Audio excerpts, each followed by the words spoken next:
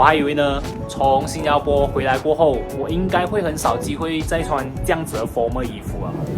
但是呢，没有想到在接下来日子里面，拜一到礼拜五呢，也是要穿回 formal 的衣服去上班。今天是2023年的10月16号，也就是我在马来西亚开工的第一天。没有错，我回到职场上了。其实我没有在马来西亚工作过，除了我大学出来实习了4个月，过后的日子呢，我都是在新加坡生活，在新加坡打工，一直到现在。所以呢，这次其实也算是一个突破啊。就我没有想过我会在马来西亚工作的一天，想说今天来记录一下。我也不知道这支影片会在什么时候播出，然后是配合什么主题，就想说来录一下我当下的心情，就是在2023年10月16号在马来西亚正式开工的第一天。那其实因为在过往的10年里，我都已经是有换过几次工了的，入职离职这样子的一个 process 对于现在的我来讲算是蛮平静的一个心情啦，也没有很兴奋。所以现在我要去报道啦，这支 video 我也不懂会穿插在哪一支影片里面。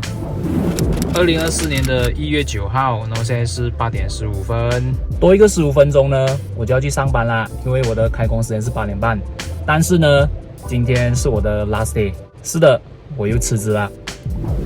哇哦，好久没有看到这条桥了，应该是好久没有进这条桥了。是的，刚刚从 RNF 的 project briefing 回来，然后也去拍了一支2手房的影片。现在呢，就有时间坐下来跟你们去讲解一下我到底在这几个月里面发生什么事情。其实这支影片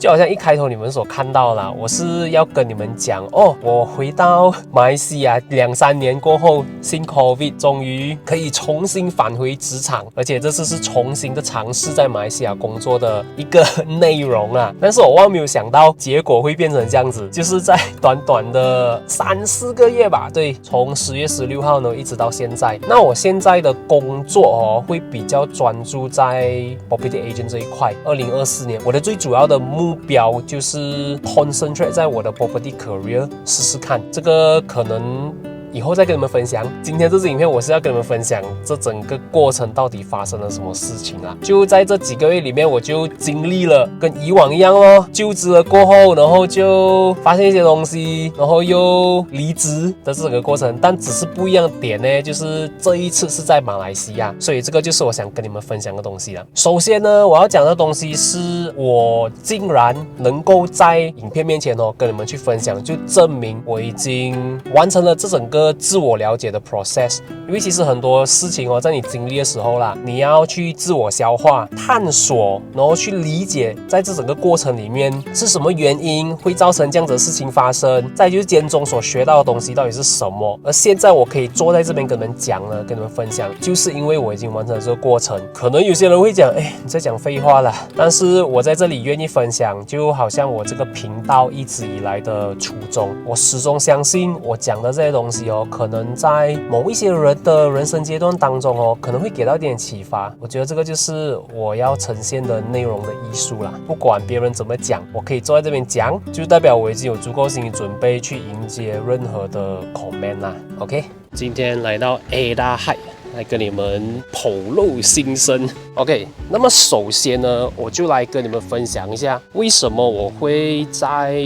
就是新 COVID 过后开放过后回到来了2-3年过后为什么我又要踏回职场，再跟你们讲一下那个原因。那其实认识我的观众都懂，我从新加坡回来之前就已经有在经营我的自媒体了，而且回来过后啦，我还自己去 register 了一间公司，开了一个小小的 studio 接业配，然后就靠 YouTube还有 Facebook 来支撑我的生活嘛。 COVID 期间其实有很多创作者就是在那里冒起的，我呢就属于算是一个比较幸运的啦，也是从那个时候就崛起了。成绩虽然不是讲很好，但是还过得去，可以通过 YouTube 平台然后 Facebook 平台去赚钱，也是有广告商来找我合作，生活费全部都可以从那边获取。但是呢，就在开放过后后啦，其实很多创作者不只是我一个而已。如果你是创作者的话，你也是知道的。疫情开放过后，我们所有的流量在 YouTube 全部都已经开始 drop 了。不管你是大 YouTuber 啊，又或者像我这种微网红都好 ，OK， 我称自己微网红，网红界都发觉到了这一点。当然，就是因为这样子的流量的问题，然后自然而然我们的收入也受影响了。那如果我自己是一个人的话还好，但是我不是，因为我还有小番薯嘛。怎么样讲，身为一个爸爸都一定要负起一点责任，所以那个时候开始收入其实不是讲很好，就有了念头是不是要重新踏回职场，所以我就开始找工了。那时候又需要做的一个选择就是，我到底要回新加坡好嘞，还是在马来西亚好？那怎样去定义在马来西亚要多少才算是一个好的收入呢？其实因为本身是在新加坡工作过的嘛，怎么样讲都一定会拿之前的薪水来做比较的，但其实没有得比的。总的来讲如果是单单要靠 YouTube 和业配的话啦，因为我不是大 YouTuber 嘛，生存是过得去的。靠 YouTube 靠业配的话，生存是 OK 的。只是说如果要生活的话，就真的是要去接多一点业配。而如果接多一点业配的话，就会把自己的频道搞到非常的商业化。就好像我有拍一支影片去分享，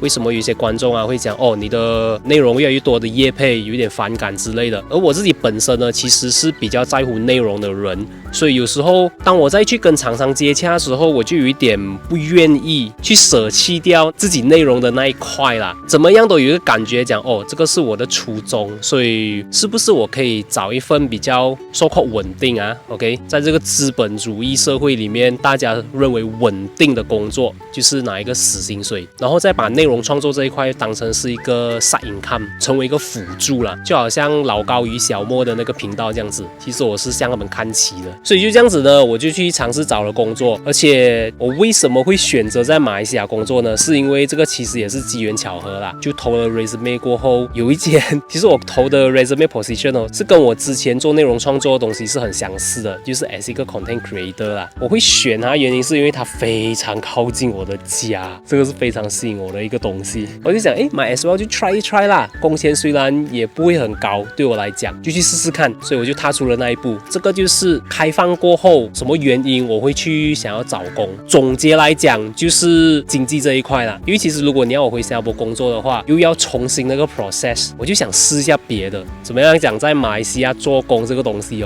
我是还没有试过的，除了那几个月的实习，就是大学过后4个月，就想说这个可能就是一个机会让我去试一试不一样的东西，我就决定了，就 accept 了那整个 offer。那当我抱着雀跃一试的那个心情去开工啦，结果又让我发现到，原来职场上不管你在哪一个国家啦，只要你遇到跟你理念有一点不太相同，又或者是你自己想要的工作环境的文化是跟你有一点小小的格格不入的话，到最后你还是不可以的。在这里我要声明的是，其实我没有在讲这个前公司的坏话还是什么我只是跟观众分享我自己的个人看法。每一间公司都有自己的文化，自己的方式去教人去带人，没有对也没有错。我会离开呢，只是我觉得可能文化不太适合我可能会比较喜欢自由一点的工作环境啦，我只能这样子讲。所以再重申是没有对没有错的，好不好？那我就来跟你们分享一下我就职过后的经历吧。我就职过后，其实我进去里面就是帮他们做 online advertising 的工作内容啦，就跟我之前在做东西是一样的，经营自己的自媒体频道YouTube Facebook 这些。只是说我进了去过后，我会发现到其实很多东西都不再是我自己一个人可以做决定了，而需要经过很多层，然后我就又回到了之前那个 corporate world 的那个状态啦。就是他们里面的东西全部都是非常需要有 multi-tier approval 的一个 process， 就是要过这个要过那个，不过的话又要改这个改那个。其实你工作很多年过后，你会觉得有些东西是可以省略掉，但是因为它是一个 corporate 的关系，然后你是没有办法可以省略掉这些东西的。可能那2-3年我已经遗忘了这个东西，然后就导致我有点不太习惯，只能这么讲。而且他们请我进去的那个职位，在 interview 的时候也是有给我一个很高的 expectation， 我以为我的那个权利可能会比较稍微的可以得到比较多资源，但可能因为他们觉得时间太短的关系，就暂时没有办法给到我那个决定权啦。再加上这种种种的原因哦，我就觉得好像不太可以耶，我还是习惯了自由诶。这样子的一个感觉啦。总的来讲哦，其实你在你的 mid career 啦，你会遇到的东西就是像我这样子30多岁的，其实你要跟外面的 fresh graduate 去抢工作的话啦，讲真的，他们又愿意拿比较低的薪水，他们的 knowledge 又很 fresh， 像张白纸这样子，其实是蛮多公司比较愿意接受他们 compare with 像我们这种比较有资历的，然后又要求那个薪水有一定的程度的话，会有点挑战。是真的，这是我遇到的，而就因为公司的文化，自己也不太能够接受，因为我觉得啦，在这间公司奴性要比较高一点点。Sorry to say that， 我会比较 direct 的讲，因为其实我有问了一些同事，他们会讲哦，他很凶啊，还是怎么样啊？但是当他在给你工作的时候啊，会给到你很大的压力哦。他们让我感觉的就是你去接受这份压力哦，是一个很荣誉的事情，就是你的荣幸，你明白我意思吗？这个对我来讲算是一个PUA，OK， 不懂的话你们自己去谷歌 search 一下。明明可能在以前啦，公司老板、管理层给到你压力，给到你一件很难去完成的事情的时候，你觉得压力，你就应该感到荣幸，因为他们看重你。Well， 这个对我来讲啦，作为一个管理层，应该要怎么样去跟你的下属好好分担压力，才是一个对的方式吧？我不懂啊 ，OK， 我只是分享一下我个人的意见啊，我没有讲前者是错的 ，OK， 纯分享而已，纯分享 ，OK。而且在这间公司，我也会看到，像之前我有在我的新加坡就职系里面分享的，在开会的时候，管理层里面会传出很大的声音，就营造了一个比较负面的工作环境。这个也是我觉得，会让我再多一次去考虑要不要继续下去的一个很主要的点。因为对我来讲，我还是觉得话是可以好好讲的。不管你是上面还是你是下面，好好跟你讲话。可能我不理解，可能他沟通了很多次，但是还是不明白，所以才会采取最偏激的方式。我不理解啊，但是这个给到我的那个感觉就是这样子，我不会想要在这样子的工作环境里面呀。这个也是依据我自己本身之前的经历啦，我觉得这样子的工作环境不是太理想。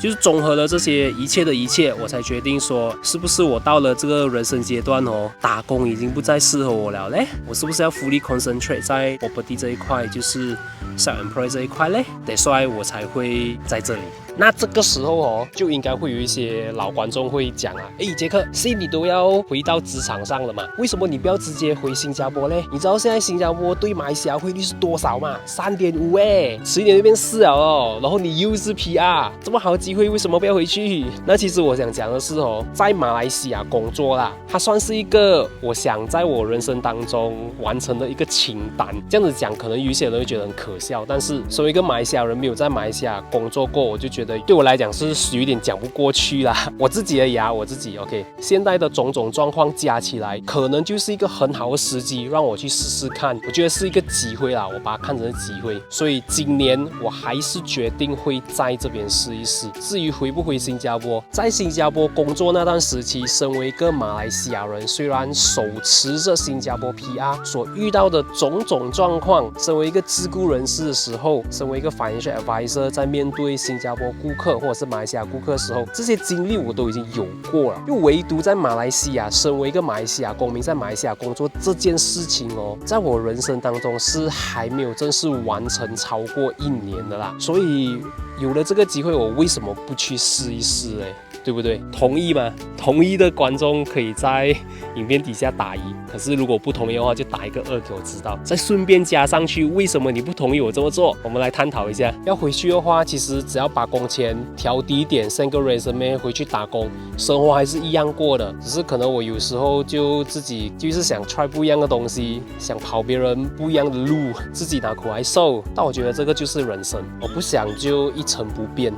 有没有？每个人要的生活方式都不一样啦，所以既然我在这个节骨眼上有了这样子一个机会，我就去试试吧。OK，那我觉得今天影片就到这边了，再长篇大论下去的话就没完没了了。一样的，在这里我就想跟大家再次宣布多一次，就是今年2024年哦，我会把我的重心比较放在 property career 的这一块。如果你们是比较想要时常频密的会看到我的话，可以去到 Z&Winnie 的频道啦，就是那个频道哦，会放出比较多 property related 的 video。而在这里呢，我也是会不间断的更新啦。毕竟哦，这个频道为什么我不要再去接业配？不是讲不要啦，厂商还是可以来找我的。就是我会在审核这一块哦，比较 particular 一点。也不懂有没有厂商还要继续找我 ，OK？Anyway， 在 Z Channel 这个频道，我会比较想要以内容为主，走内容方式。我希望呢，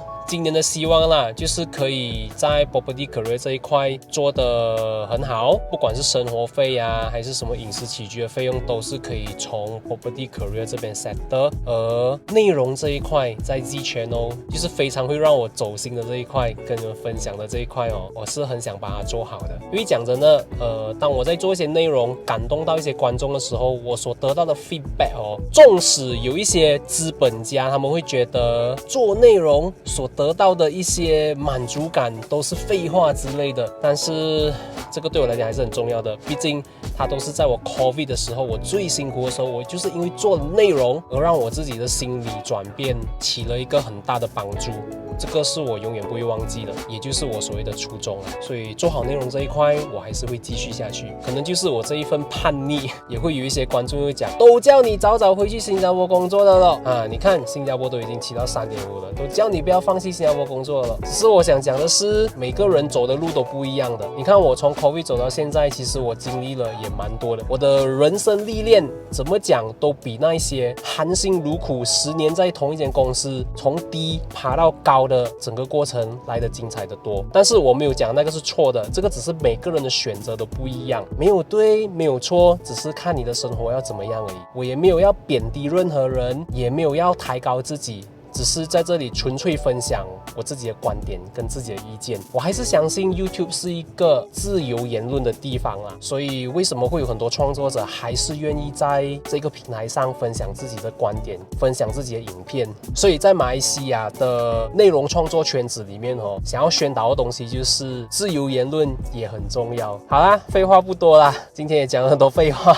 那以后可能还会有一些 side topic 啦，因为毕竟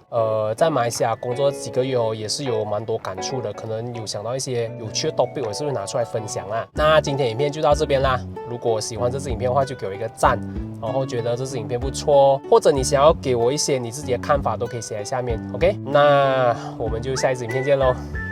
拜拜。